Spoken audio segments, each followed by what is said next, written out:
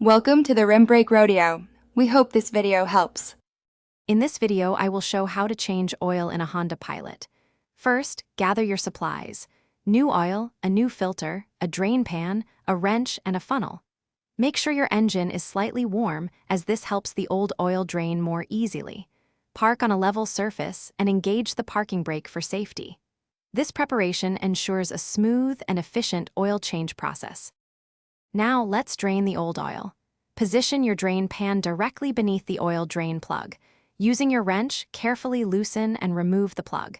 Be ready for the oil to flow out quickly. Let it drain completely, which usually takes several minutes. Once the flow slows to a drip, you can reinstall the drain plug, ensuring it's snug but not over-tightened. Next, we'll replace the oil filter. Locate the old filter and unscrew it counterclockwise. Be prepared for a small amount of oil to spill. Before installing the new filter, apply a thin film of fresh oil to its rubber gasket. This helps create a good seal. Hand tighten the new filter until it's snug, then give it about an additional 1/4 to 1/2 turn with your hand.